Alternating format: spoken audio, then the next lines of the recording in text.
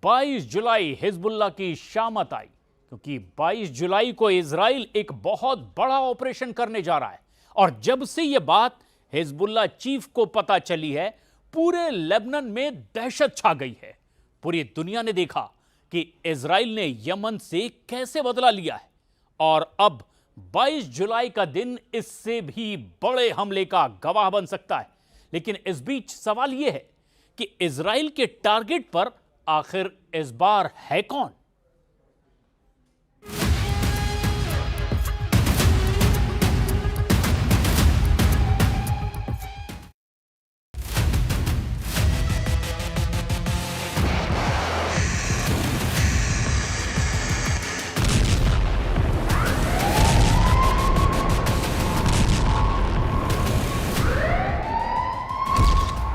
जुलाई की रात क्या हुआ? ये धधकती आग, ये आसमान की तरफ बढ़ता शोलों का तूफान, ये किस तबाही का सायरन बज रहा है? आखिर 20 जुलाई को दुनिया पर क्या खतरा मंडराने लगा? क्यों 20 जुलाई की तारीख को इजराइल के दुश्मन याद रखें?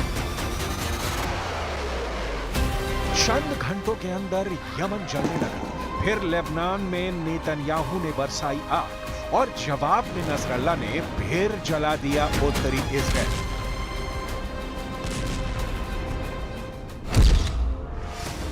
बीस जुलाई को यमन के बंदरगाह हुदैदा पर इजराइल ने एयर स्ट्राइक की।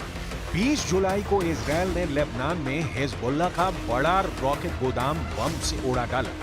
यानी 20 जुलाई को ही इजराइल ने अपने दो दुश्मनों पर बड़ी सर्जिकल स्ट्राइक कर दी। इजराइल ने शनिवार की रात को दक्षिणी लेबनान पर एयर स्ट्राइक की।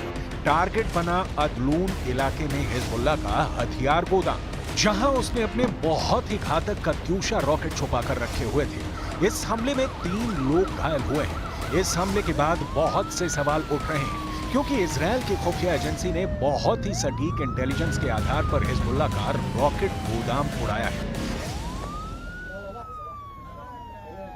חיזבאללה, החות'ים הם חלק בלתי נפרד מציר הרשע של איראן.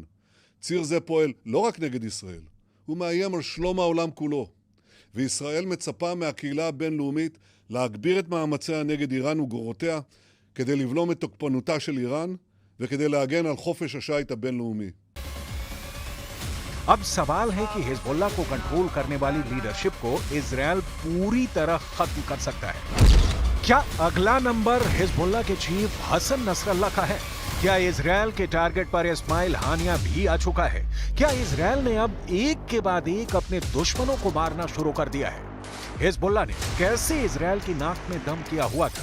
आप ऐसे एंटी टैंक मिसाइल वाले हमलों को देखकर समझ सकते हैं। ना सिर्फ ऐसे हमलों से हिजबुल्लाह ने इजराइल की बख्तरबंद गाड़ियों को उड़ाया, बल्कि बॉर्डर पर तैनात किए गए कई कम्युनिकेशन सिस्टम भी धमाकों से उड़ा डाले। इजराइल ने भी लगातार एयर स्ट्राइक और ड्रोन हमलों से जवाब दिया है। מנהלים במרחב הצפון מלחמה מוגבלת. מה הכוונה מוגבלת? אנחנו מפעילים חלק קטן מהכוח של צה"ל. אבל דברים יכולים לעבור בשנייה. ממאמץ עיקרי בדרום למאמץ עיקרי בצפון, וזה יהיה מהיר, מפתיע וחד מאוד. इजराइल का दावा है कि 7 अक्टूबर के बाद से हिजबुल्लाह के साथ जो लड़ाई शुरू हुई है, इसमें हिजबुल्लाह के 300 से ज्यादा लड़ाके इजराइल के अटैक में मारे जा चुके हैं। इनमें 30 बड़े कमांडर शामिल हैं।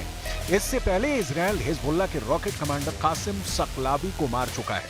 वहीं इजराइल के 20 सैनिक हिजबुल्लाह के हमले में जान गंवा चुके हैं। ये बात खुद इजराइल भी मानता है। 9 महीनों से पूरा पश्चिम एशिया एक बड़े युद्ध की चौखट पर बैठा हुआ है। अगर गाजा पट्टी इजराइल की बमबारी में खंडहर बनता जा रहा है, तो उत्तर में इजराइल और लेबनान के बॉर्डर पर मौतों का खेल चल रहा है। अब सबका फोकस इजराइल के कमांडर हसन नसरल्लाह पर है। हसन नसरल्लाह का हेडक्वार्टर लेबनान की राजधानी बेरूत में है। बेरूत में दाहिया नाम का इलाका है, जो हिजबुल्लाह का सबसे मजबूत गढ़ माना जाता है। बताया जाता है कि यहीं पर करीब 150 फीट गहरा बंकर है और यहीं पर 2006 से हिजबुल्लाह चीफ हसन नसरल्लाह का घर है। हसन नसरल्लाह को 2016 के बाद से खुले आसमान के नीचे नहीं देखा गया, यानी पिछले 8 साल से नसरल्लाह बंकर में ही है।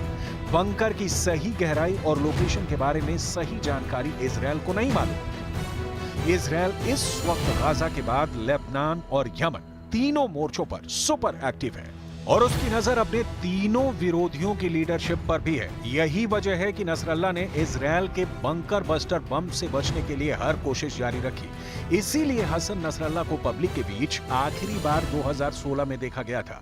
हसन नसरल्लाह का पब्लिक के बीच आना अचानक होता है। इसके बारे में उसके सुरक्षा कर्मियों को भी आखिरी पलों में बताया जाता है। हसन नसरल्लाह के साथ बंकर में 19 सुरक्षा कर्मी हमेशा मौजूद रहते हैं।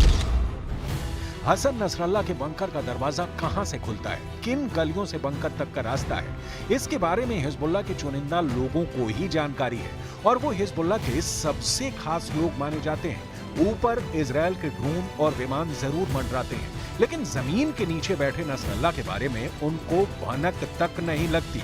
यही वजह है कि हसन नसरल्लाह पिछले 8 सालों से अपने बंकर में ही है।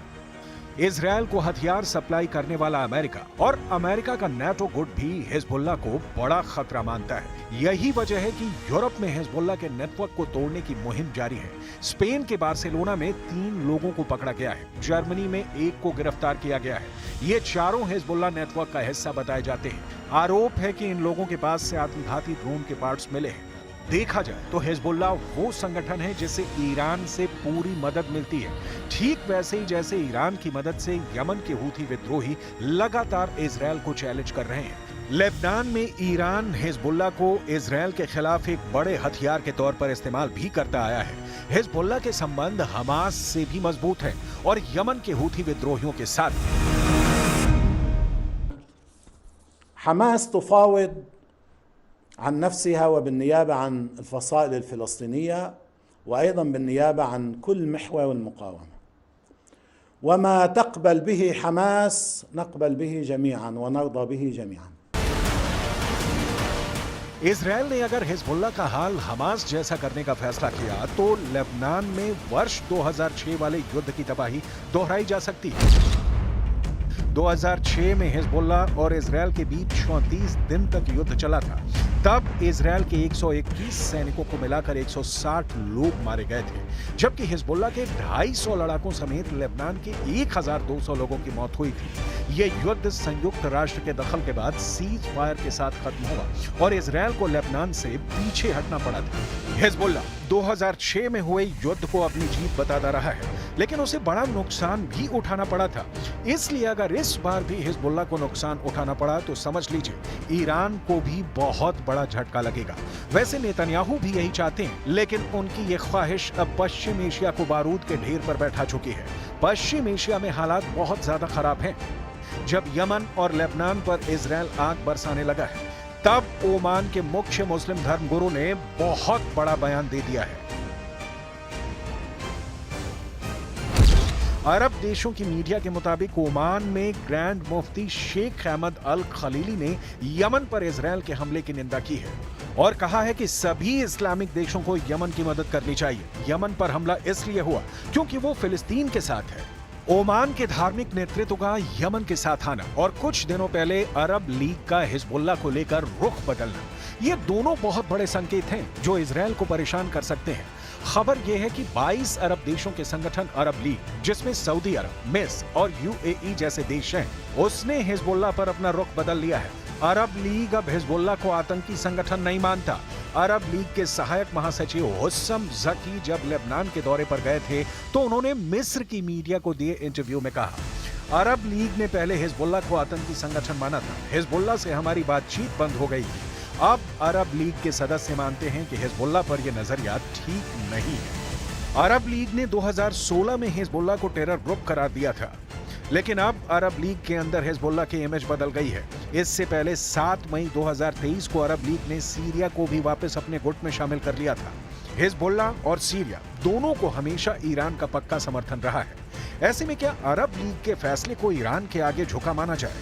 क्योंकि हिजबुल्लाह कोई देश नहीं, एक मुल्क का मिलिशिया है और उसे लेकर अगर अरब देशों का जहन बदला है तो इसके पीछे क्या ईरान की पावर है?